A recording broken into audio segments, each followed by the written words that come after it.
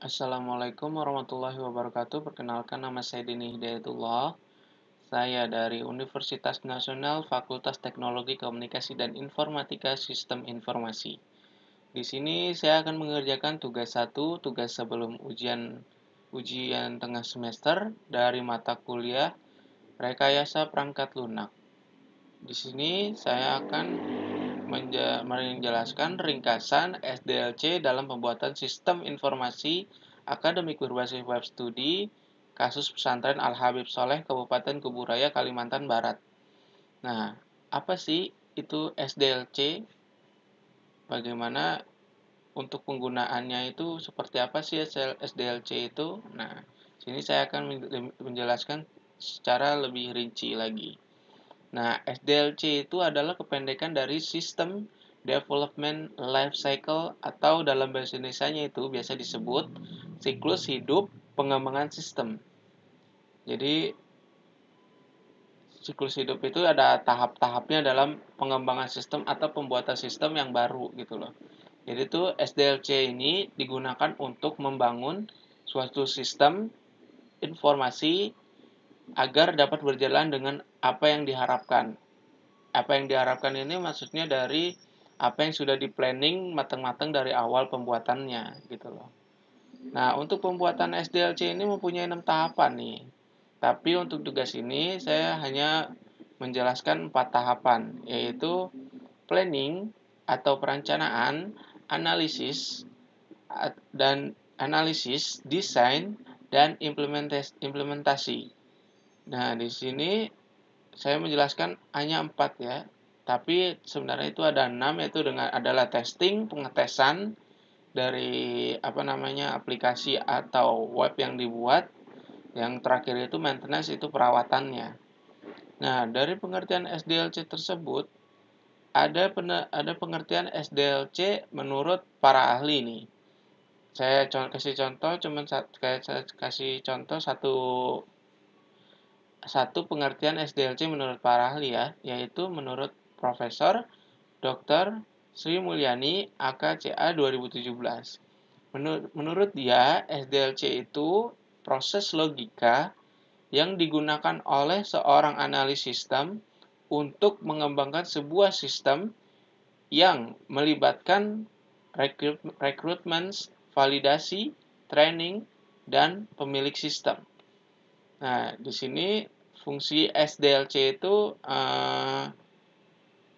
sangat sulit untuk membuat sebuah perangkat lunak tanpa perancangan yang maksimal. Nah, untuk pembuatannya itu berarti harus matang gitu, terplanning dari awal gitu. Nah, tahap SDLC-nya itu adalah tahap pertama itu adalah analis sistem. Jadi tahap pertama itu menganalisis sistem bagaimana yang akan dijalankan nantinya gitu loh. Hasil analis itu berupa kelebihan dan kekurangan sistemnya hingga pembaruannya yang dapat diterapkan. Itu untuk poin ke-6 tadi ya, maintenance. Nah, bagian ini termasuk dalam bagian perencanaan. Analisis ini adalah perencanaan dari awal dari pembuatan sistem tersebut gitu loh. Bagian yang termasuk dari perencanaan itu adalah alokasi sumber daya, terus perencanaan kapasitas, terus penjadwalan proyek, estimasi biaya, dan penetapan. Nah, tahap kedua itu perancangan sistem. Perancangan sistem itu adalah membuat mendesain software dari tahapan untuk menghasilkan prototype gitu loh. Dan beberapa output lain meliputi dokumen berisi desain, pola, komponen yang diperlukan untuk mewujudkan proyek tersebut. Gitu loh. Jadi yang ketiganya itu adalah tahap pembangunan sistem. Pada saat pembangunan sistem ini adalah pengembang di mana untuk memulai mengerjakan rancangan yang sudah di planning, yang sudah dikaji terlebih dahulu pada tahap ini adalah langsung mulai dikerjakan gitu loh. Apa yang sudah direncanakan gitu. Pada tahap ini memakan waktu yang cukup lama karena akan muncul kendala-kendala baru yang mungkin dapat menghambat jalannya pengembangan sistem. Pada tahap ini, perancangan bisa saja berubah karena satu atau banyak hal. Jadi, kita boleh planning, tapi untuk menjalankannya itu udah pasti nanti akan ada perubahan-perubahan yang tidak mungkin sesuai dengan planningnya gitu loh. Nah, pada tahap implementasi ini adalah semua sistem harus diuji kembali gitu loh, atas kelayakannya, atas kebagusan dari sebuah sistem itu, terus atas dari apa namanya, ada kekurangan atau ada hal yang tidak bisa ada hal yang tidak terlihat bagus. Ini pada tahap ini tahap uh, menguji sistem itu gitu loh. Pada tahap ini adalah untuk mengimplementasikan itu dapat dilakukan beberapa langkah, yaitu melakukan survei, penilaian terhadap kalayak sistem yang sudah dikembangkan, terus menganalisis lagi sistem yang sedang berjalan. Sistem yang sudah selesai pada tahap implementasi ini adalah itu jadi harus dianalisa lagi dari awal gitu sistemnya. Apakah ada yang kurang gitu. Kalau ada yang kurang, ada yang tidak puas atau tidak sesuai dengan planning, nanti bisa dirubah lagi gitu loh. Terus menentukan penggunaan hardware dan software yang tepat gitu. Di sini untuk penggunaan hardware dan software yang tepat itu karena agar tidak memakan estimasi biaya yang banyak, sesuai dengan kebutuhannya, kapasitasnya saja.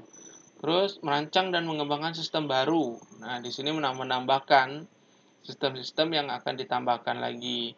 Terus memelihara meningkatkan sistem yang diperlukan. Jadi harus sistem yang sudah ada harus dipelihara, harus dimeningkatkan supaya performanya lebih baik lagi. Nah, berikut model-model SDLC. Yaitu model SDLC itu adalah waterfall model. Nah, waterfall model ini melibatkan penyelesaian satu tahap secara lengkap sebelum melangkah ke tahap berikutnya gitu loh. Ke tahap berikutnya.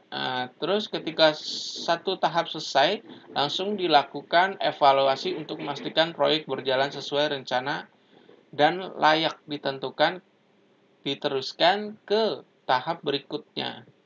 Nah, pada model ini saya mengambil jurnal dari pembuatan sistem informasi akademik berbasis web studi kasus pesantren Al-Habib Soleh Kabupaten Kuburaya ini. Dia menggunakan model waterfall model gitu loh. Model yang kedua yaitu V-shape model. Nah, model ini fokus pada proses eksekusi secara berurutan gitu loh. Dia secara terurut gitu loh. Hampir sama dengan model waterfall, cuman bedanya lebih menekankan pada tahap pengujian. Tahap pengujian model ini bahkan ditulis sebelum kode program dibuat. Gitu. Nah, yang pada model ketiga itu incremental model. Pada model ini melibatkan beberapa siklus pengembang. Siklus-siklus tersebut dibagi ke dalam pengulangan kecil. Nah, pengulangan tersebut dapat diatur dengan mudah oleh sebuah dengan mudah oleh sebuah dengan mudah oleh sebuah serangkaian tahapan termasuk pengaturan, desain, penerapan, dan pengujian itu.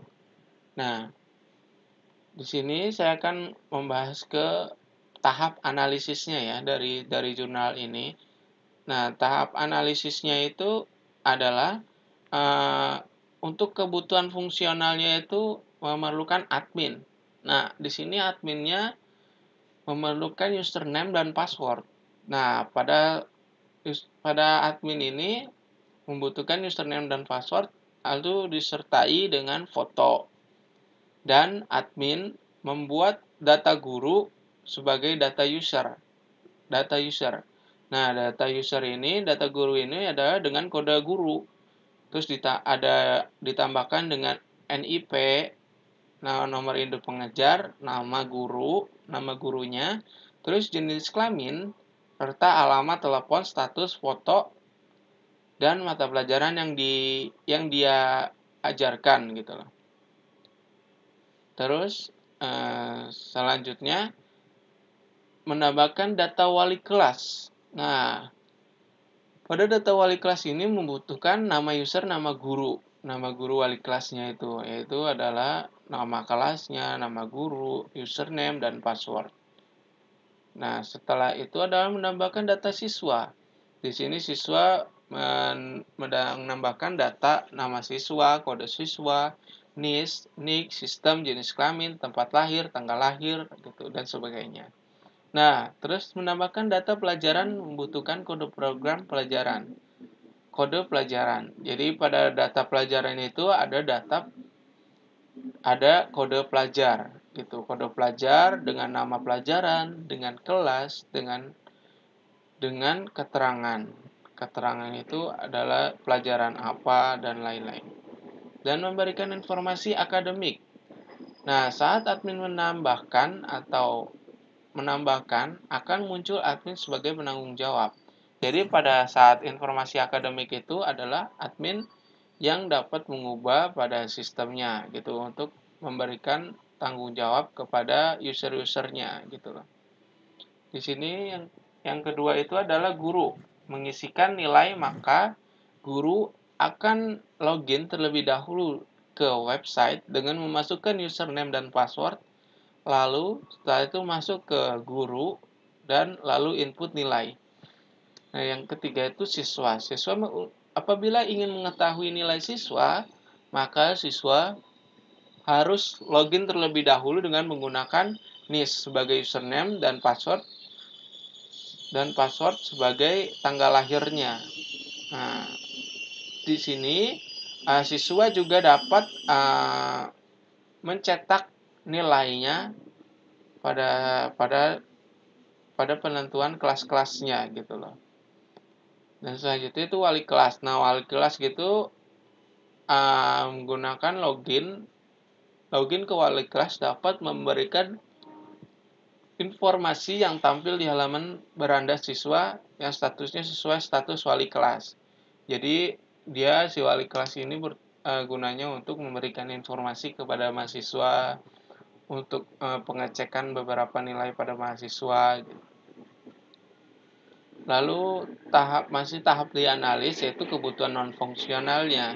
Kita memerlukan perangkat keras, klien, dan server. Pada tahap desainnya itu memerlukan ERD, yaitu Entity Relationship Diagram. Nah, di sini terdapat banyak cabang-cabang ya, mulai dari admin, terus ke guru. Admin terdiri dari username, password, ada foto, dan data admin, dan terus ada guru, ada wali kelas, terus ada siswa, ada informasi wali kelas, terus ada nilai, ada pelajaran. Di sini masing-masing mempunyai data-data. Contohnya pada guru. Guru memiliki NIP atau nama, terus alamat, jenis kelamin, pelajaran yang diambil, dan lain-lain. Begitu juga dengan mahasiswa. Mahasiswa terus nama wali kelas, nama orang tua dari ibu, nama bapak, terus alamat tinggalnya di mana, nomor teleponnya, dan lain-lain. Pada tahap desain kedua yaitu LRS, yaitu Logical Relation Structure. Nah, pada tahap ini admin itu terdiri dari ada ID admin, ada ID informasi, terus ada password.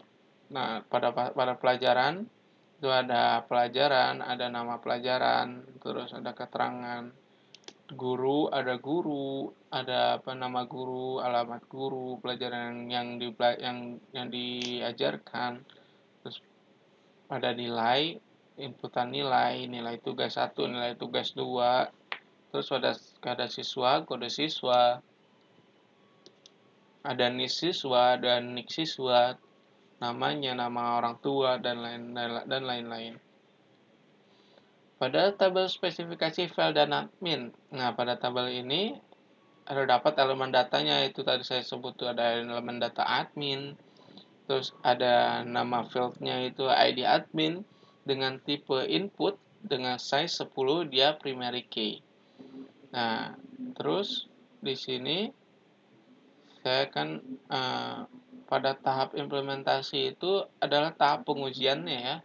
Pada tahap pengujiannya itu bisa di pada tahap pengujian itu dari tahap untuk implementasi itu dari tahap untuk mengujikan kembali hasil yang telah direncanakan. Nah, pada saat ini websitenya itu sudah direncanakan oleh dan sudah direncanakan dan sudah dirancang lalu pada tahap ini pemeriksaan lebih lanjut gitu loh. Pada di homepage-nya itu pada tahap di home-nya itu apabila sudah sesuai dengan kriteria apa yang dimau dengan pada proses perencanaan awal tadi planning itu, maka tidak perlu diubah-ubah lagi dan apabila ada tambahan atau ada koreksi dapat diubah kembali gitu. Nanti lalu pada tahap sudah diubah semuanya pada saat udah diubah nanti bisa diimplementasikan lagi gitu. Nah, pada tahap informasi wali kelas di sini sudah benar sesuai planning itu ada data informasi, ada nama wali kelasnya, di sini ada pelajaran-pelajaran siswa-siswa yang ada di kelas tersebut gitu.